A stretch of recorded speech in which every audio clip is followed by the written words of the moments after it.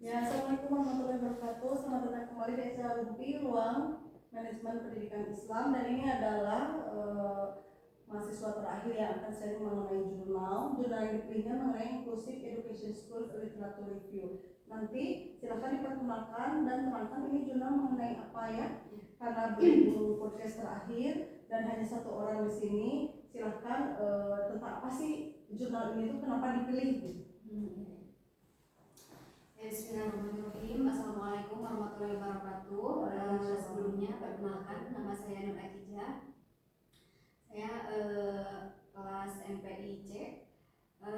Di sini saya mengambil jurnal yang berjudul Inclusive Education Schools Literature Review, yang artinya sekolah pendidikan inklusif.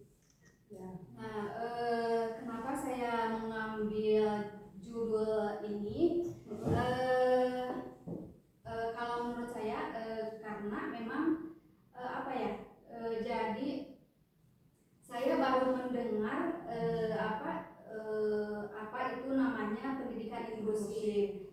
Nah, dan saya di sini ingin sedikit ingin lebih memahami apa sih itu arti dari pendidikan inklusif. Ya, dan setelah saya saya baca-baca, saya telaah, saya terjemah, ternyata pendidikan inklusif itu adalah model pembelajaran yang terbuka. Jadi artinya itu model pembelajarannya itu tidak hanya untuk siswa yang reguler atau yang normal saja, tetapi ada juga siswa yang anak berkebutuhan khusus. Jadi di dalam satu kelas tersebut, ini tempat penelitiannya berarti ya gitu. Ya. Jadi di kelasnya itu ada anak reguler biasa atau anak normal biasa dicampur dengan anak berkebutuhan khusus seperti itu. Terus itu, dan memang kalau secara logika saya gitu ya, sebelum baca-baca kayaknya agak susah gitu ya Miss ya untuk menggabungkan antara siswa yang reguler dengan siswa yang berkebutuhan khusus seperti itu. Tetapi setelah dibaca di sini gitu, ditelaah, memang di sini itu memang ada beberapa metode khusus untuk sekolah pendidikan inklusif ini seperti itu. Sehingga ada cara-caranya gimana untuk ngajarin mereka. Gimana sih ini ngajarinnya? Kalau kayak kata artikel ini, cara ngajarinnya itu berarti gimana tuh dengan menggabungkan tadi muridnya? Jadi di sini tuh Miss ada dua metode. Yang pertama itu ada co-teaching, yang kedua itu ada pelatihan lead. Kalau pelatihan lead itu artinya pelatihan lingkungan inklusif ramah untuk pembelajaran. Berapa orang sekelasnya? Kalau di sini sih tidak disebutkan berapanya. Gurunya di sini itu kan metode co-teaching. Nah, kalau metode co-teaching itu artinya kan kalau metode co-teaching itu artinya adalah metode pembelajaran yang kolaboratif, yaitu melibatkan antara dua orang guru atau lebih dengan latar dengan latar belakang pendidikan yang berbeda Miss. Jadi ada yang memang pendidikan sesuai mata pelajarannya mungkin ya Miss ya, atau guru kelas itu. Ada juga satunya lagi itu guru khusus berkebutuhan khusus gitu. Kalau menurut Ibu gimana? Bagusnya dipisah apa digabung kayak gitu tuh? Kalau menurut saya sepertinya memang lebih enak dipisah. Biar khusus ya pendekatannya gitu ya, biar lebih khusus gitu. Kalau ini kayaknya lebih sulit gitu kalau misalkan dilihat dari, jadi bingung yang reguler ngikutin yang ini ngikutin yang reguler, apa memang ada gurunya juga masing-masing hanya tempatnya aja disatukan gimana? Atau ada memang mereka punya cara khusus kali, nggak apa-apa disatuin, punya cara khusus kok untuk menanganinya, apakah gimana di sini? Kalau di sini saya melihat ini jadi memang di kelas tersebut kan ada 2 orang guru. Yang pertama itu yang menyampaikan materi dan yang itu guru utama, dan satunya lagi itu guru kayak yang ikut memantau gitu, jadi mengelilingi kelas. Mungkin nggak banyak juga berarti murid di dalamnya ya. Kemungkinan sedikit juga sih, soalnya kalau anak berkebutuhan khusus kan memang Harus ini harus benar-benar gitu kan pengawasannya kan macam-macam. Berkebutuhan khusus kan macam-macam. Berkebutuhan khusus tuh ini juga tidak dijelaskan anak yang gimana maksudnya gitu kan ya. Jadi masih umum sih ya. Kayak di kampus juga sih sebetulnya kalau ada yang berkebutuhan khusus ya digabung aja. Kita juga kan Jadi ada di sini. Ada kalau di PBI 1 ada yang dia jalannya pakai tongkat. Tapi dia pintar anaknya.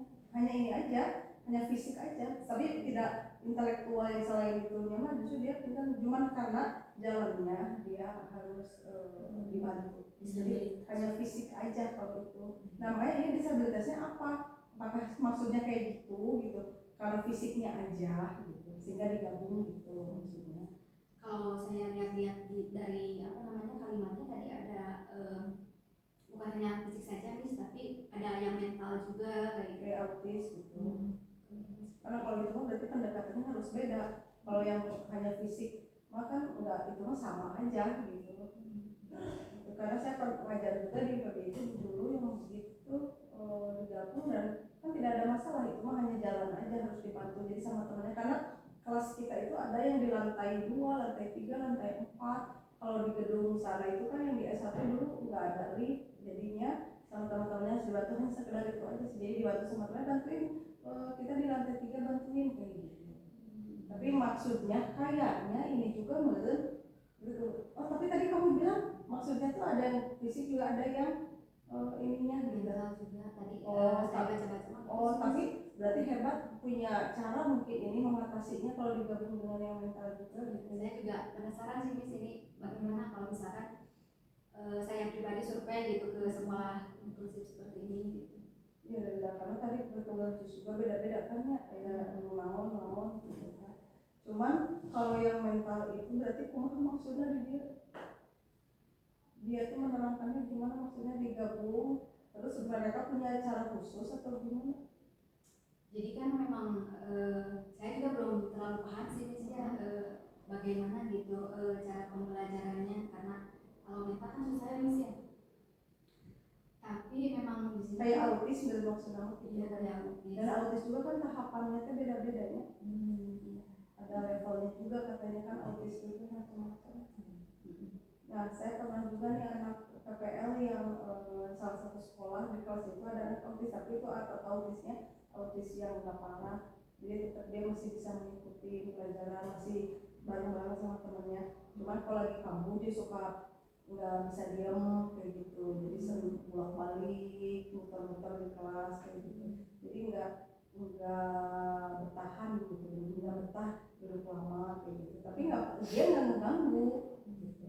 Karena autis itu beda-beda, kita ada level-levelnya. Makanya ini kayak gimana nih? Ini juga kayaknya kalau misalkan anak yang seperti anak autis, kayaknya anak autisnya yang masih ringan gitu ya Miss ya. Jadi soalnya kalau temennya mungkin gitu, jadi tetap bisa digabung kalau gitu mah. Kalau misalkan autis yang berat memang agak sulit ya. Mungkin itu kali kayaknya. Soalnya saya juga pernah penelitian skripsi itu di sekolah SLB gitu. Tapi itu khusus buat SLB ya? Itu mah khusus. Jadi memang mentalnya itu berat gitu, dan itu ditangani satu murid ya. Ya makanya kan tadi pengawasan, meskipun di SLB juga beda-beda juga kan. Banyak juga yang hanya misalkan ini aja, misalkan istilahnya kayak misalkan dia lebih ke menangkapnya lama kayak gitu. Cuma kan nggak apa-apa ya, bisa itu masih bisa digabung, istilahnya dikasih tutor itu kan bisa dengan pelatihan ditambah gitu. Iya, berarti beda-beda sih di SLB juga ya tingkatnya. Tapi bagus berarti satu murid satu guru yang kamu teliti. Iya, guru dikasih kan. tapi kalau yang ini mah tadi digabung gitu. Cuman tadi ada metode yang disebutkan metode mengajar berarti. Metodenya itu kan ada dua ya. Jadi ada co-teaching Sama itu yang bukan metode sih tapi lebih ke pelatihan. Pelatihan khusus gurunya ya. Gitu. Jadi biar gurunya itu kan juga bisa memahami bagaimana cara memperlakukan anak yang berkebutuhan khusus. Oh jadi ini mah lebih ke bagaimana memberi pelatihan ke gurunya gitu ya. Karena pasti ada cara-caranya kan untuk pendekatan kayak kita ke kelas reguler sama pendekatan ke yang itu kan harus beda. Pengawasan, pendekatan, cara mengajar ya. Terus model pembelajaran juga pasti harus beda, mungkin harus yang lebih apa yang mereka mah. Ini selain pasti harus lebih sabar dari segi materi juga kan pasti ini ya. Kayak saya ingin tahu juga digabung gitu kayak apakah ada cara khusus kayak gimana gitu caranya kayak gitu. Karena memang saya menemukan juga di Bandung ada beberapa sekolah yang memang digabung juga, tapi selama dia tidak masih bisa mengikuti gitu gitu. Terus apa hasilnya dari penelitian ini? Kalau hasilnya balik lagi ke tadi yang metodenya. Jadi di dalam sekolah pendidikan inklusif ini memang karena sulit gabungan antara siswa yang reguler dengan siswa yang berkebutuhan khusus. Jadi di sini ada dua metode yang bisa mengoptimalkan peran guru dalam pendidikan di lingkungan pendidikan sekolah. Jadi ke pengajar kita optimalkan pokoknya. Gitu ya. Memang ternyata pendidikan inklusif ini bisa gitu dengan metode yang barusan diteliti. Setelah dicoba bisa, tapi mungkin ada beberapa kekurangan gitu. Ya, Misalkan penambahan waktu karena mungkin tidak secepat orang-orang atau anak-anak. Makanya tadi penting kepala gurunya untuk diberi tadi ya pelatihan supaya apa-apa. Karena memang ujung tombaknya di sini tuh yang paling itu pengajar gitu. Jangan sampai pengajar disamakan ya mengajar ke yang reguler bisa ke ini. Karena pasti iya sih tantangannya lumayan pasti ya gitu. Tantangannya kalau dilihat dari jurnal itu kendalanya itu salah satunya biaya operasional. Jadi kan mungkin kalau di sekolah biasa mah karena memang dipisahin gitu jadi ya khusus anggarannya gitu kan. Kalau ini ya lebih ada double gitu ya siswa yang reguler dengan berkebutuhan khusus otomatis mungkin gurunya juga kan membutuhkan 2 orang per kelas minimal dan itu kan berarti untuk kayak honorer gurunya atau fasilitas sekolahnya prasarananya memang ini tuh pendidikan itu kan hak semua warga negara ya hak semua orang lah gitu yang tinggal di sini gitu. Dan memang tujuan dari pendidikan inklusif ini memang tujuannya itu jadi menyetarakan antara siswa yang reguler dengan siswa yang berkebutuhan khusus. Karena ada juga orang tua yang ingin dia itu anaknya masuk sekolah umum juga jadi ya diperlakukan sama seperti anak lain. Ada juga yang orang tuanya ini ya kita sama-sama lah sebagai pendidik. Istilahnya kalau kita mendidik mengajar ya harus ini aja kita tuh memperhatikan semua lah istilahnya. Bagus.